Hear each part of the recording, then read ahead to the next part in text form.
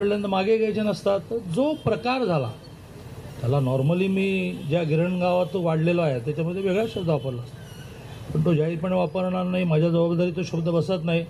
पण जो प्रकार सांगलीमध्ये झाला त्या प्रकाराची रिॲक्शन नाही, पण त्या प्रकाराला उत्तर द्यायला लागेल. आणि म्हणून 1 तारखेला संध्याकाळी 5:30ला आतापासून डायऱ्यांमध्ये नोट करा की 1 तारखेला संध्याकाळी 5:30 वाजता रात्रीपर्यंत ठिकाण ठरेल जातीयता,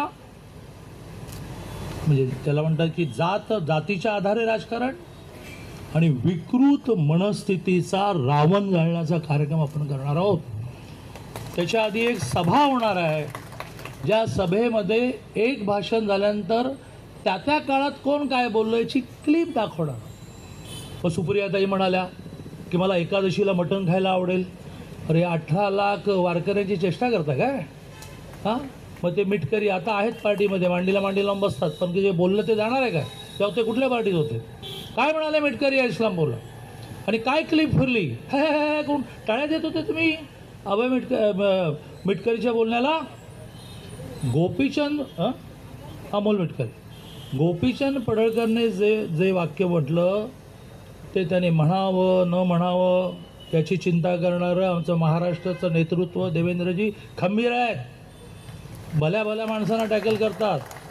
गोपीचंदला तर कान त्याचा धरतील धरायचा तो. मला आठवतो, मी राज्याचा अध्यक्ष होतो, कोविडची साथ होती आणि सोलापूरच्या काय बार्शीच्या कुठल्या तरी प्रेस कॉन्फरन्समध्ये गोपीचंदने असं म्हटलं की शरद पवार हा कोविडचा विषाणू आहे. प्रेस कॉन्फरन्स आटपून बाहेर यायची वाट बघत होते देवेंद्रजी. बाहेर पडल्या देवेंद्रजीने फोन केला गोपीचंदला, विचारा की देवेंद्रजी महाराष्ट्राची संस्कृती नाही, तुम्ही यापुढे शरद पवार असं बोलायचं नाही.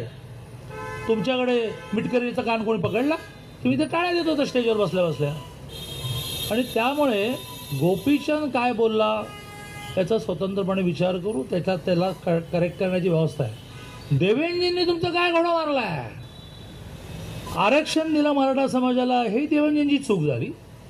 धनगर समाजाला आदिवासींचे सगळे सवलती दिल्या, ही देवेंद्रजींची चूक झाली.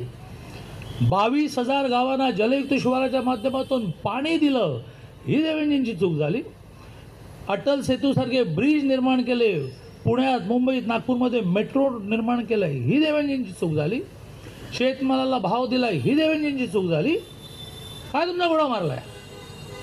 तुम्ही घाबरता म्हणून सगळे एकत्र येऊन अटॅक करण्याचा प्रयत्न करता. यापुढे कार्यकर्त्यांनी अंगावर आलं ते शिंगावर घ्यायचं आहे. हम किसी को टोकेंगे नहीं, इसके बाद किसी ने टोका तो छोडेंगे. आम्ही कोणाला टोकायला जाणार नाही. आम्ही खूप नम्र माणसं, मी खूप प्रेमाने बोलतो. पण तुम्ही काही बोलायचं. जातीयवाद कोणी जोपासला या महाराष्ट्रामध्ये? ज्या वेळेला छत्रपती श्रीमंत छत्रपती संभाजीराजे, आम्ही तर श्रीमंत छत्रपती म्हणल्याशिवाय बोलत नाही, श्रीमंत छत्रपती संभाजीराजेंना राष्ट्रपती कोट्यातून राज्यसभेवर मोदीजीने नेलं, त्यावेळेला हेच पवारसाहेब म्हणाले आता पेशवे राजे ठरवणार का? अरे या वाक्याचं काय अर्थ? ही जातीयता कोणी निर्माण केली? आणि समजा पेशवे, चला पेशवे, पण त्यांनी नेलं ना राज्यसभेवर. इतक्या वर्षात तुम्ही आमदारकी पण नाही दिली ना. आणि मग पडले असते आमचे शाहू महाराज, अशी पडतील अशी लोकसभा दिली परवा, नशीब त्यांचं ते वाचले आणि जिंकले. पण संभाजीराजेंना, म्हणजे मला सगळे प्रसंग आठवतात. ही वेळ नाही, मी बोलणार आहे 1 तारखेला बोलणार आहे. काय बोलायचं ते 1 मिनिटात माझं बोलणं संपवतं. मला सगळे प्रसंग आठवतात. संभाजीराजांना राज्यसभेवर पाठवण्याचा निर्णय झाला. देवेंद्रजी आणि मी बसून निर्णय असा केला की संभाजीराजांना विधानसभा टू राज्यसभा ह्या कॅटेगरीत आपण देऊ. मोदीजींचा फोन आला रागवणारा. 13 वर्ष गुजरातमध्ये काम केल्यामुळे जे मित्रता आहे त्यामध्ये दादा दिमाग फिर गया क्या? मी घाबरलो, म्हटलं क्या हुआ? अरे राजा है वो तेरा, उसको कार्यालय में बुलाएंगे, मेंबरशिप भर के लेंगे, AB फॉर्म देंगे, उसको मैं राष्ट्रपति कोटा से डालूंगा. हे आमचं कल्चर आहे. छत्रपतींना सन्मान आम्ही देतो. संभाजीराजांना राष्ट्रपती कोट्यामधून मोदीजींनी पाठवलं, तुम्ही नाही कधी पाठवलं. आणि तुम्ही वाक्य काय म्हणालात? आता पेशवे ठरवणार का राजे? तुम्ही ठरवा. कोण अडवलंय तुम्हाला?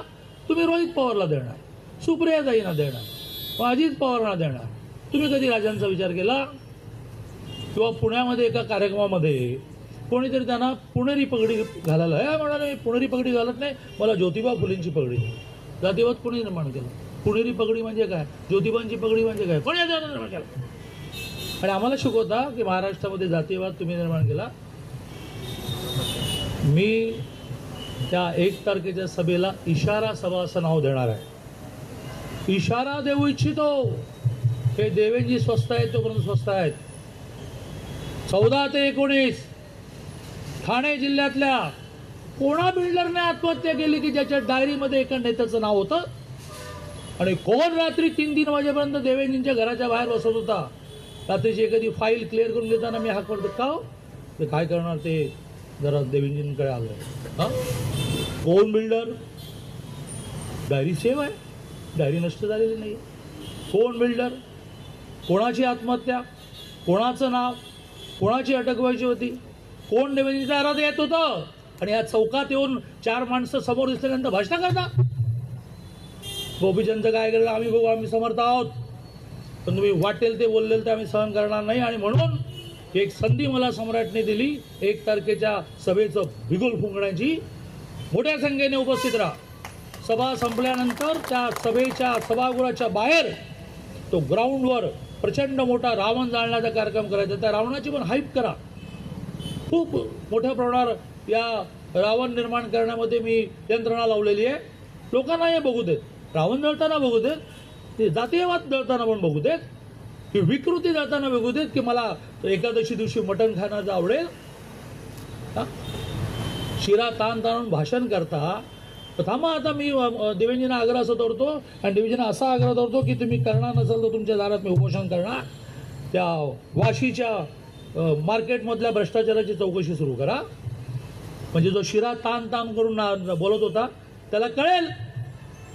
मग इथे जे अत्यंत विचित्र, विक्षिप्त, विकृत भाषण केलेल्या जिल्हा बँकेच्या चेअरमनला कळेल.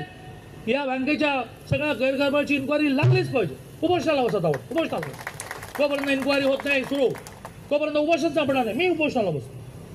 आणि मी मंत्री असल्यामुळे अडचण येत असेल तर देवेंजीला म्हणतो की काही दिवस माझा मंत्रिपद काढून घ्या, आमदार म्हणून बसतो. आता सोडणार नाही. तुम्ही काही बोला, जिल्हा बँकेच्या नोकर भरतीची चौकशी झालीच पाहिजे. जिल्हा बँकेमध्ये जी मॉर्गेज पुरेसं नसताना सुद्धा तुमच्या लोकांना वाढीव कर्ज दिले त्याची चौकशी झालीच पाहिजे. बघूया आता. हो जाणे तो सर्वोदय कारखाना कोणी लाटला? कुठे येतो माझा पवार? कुठे गेलाय? पृथ्वीराज पवार, गौतम पवार. लढतायत बिचारी पोरं, लढतायत. गेली 20 वर्ष मी आणि देवेंजी पाठीशी आहोत त्यांच्या. सर्वोदय कारखाना कोणी लाटला? हो द्यात इन्क्वायरी. पृथ्वीराज बहुतेक मुंबईत गेलाय. पृथ्वीराज पवार 1 तारखेच्या सभेसाठी 5000 लोक आणले नाहीत, तर तू नुसतंच नाटक म्हणून बोलतो जयंत पाटलाच्या विरुद्ध असं म्हणेन मी. आमचं राजाराम पाटलांशी काही वैर नाही. राजाराम पाटलांमध्ये आमच्या मनात प्रेम आहे. पण कोणीतरी अर्थमंत्री असताना ऑनलाईन लॉटरीचा घोटाळा झाला आणि देवेंजींच्या कृपेमध्ये दबला. त्या ऑनलाईन लॉटरीच्या घोटाळ्याची चौकशी सुरू करायला लागेल. कळलं? तू काय गोपीचंद, तुझी गडबड काय आहे? थोडं रक्त जरा जास्त कर. अतिशय डोक्याने चालायचं. राजाराम बाबूंच्या पुतळ्याला नमस्कार करायचा आणि जयंत पाटलांच्या विरुद्ध भाषण करायचं. तू वेळा उलटाच करतो. तू राजाराम पाटला बोलतो, राजाराम बाबूंबरोबर बोलू नको. जयंत पाटलांच्या आई वडिलांवर बोलू नको. जयंत पाटलांच्या भ्रष्टाचारावर बोल. तुमचे कारखाने किती झाले, तुमचं गाळप किती, तुमचं मोलॅसिस कुठे जातं, यावर बोल. हे आकडे काढायचे आता बाहेर. ओ पवार, ते सर्वोदय घ्यायचं आहे ना? तयार आहे ना? ते 1 तारखेला संध्याकाळी तुझे 5000 जण मोजून घेतो. त्याचं तुझा वकील जो दिलाय तो वकीलच काढून घेतो तुझा. जय हिंद, जय महाराष्ट्र.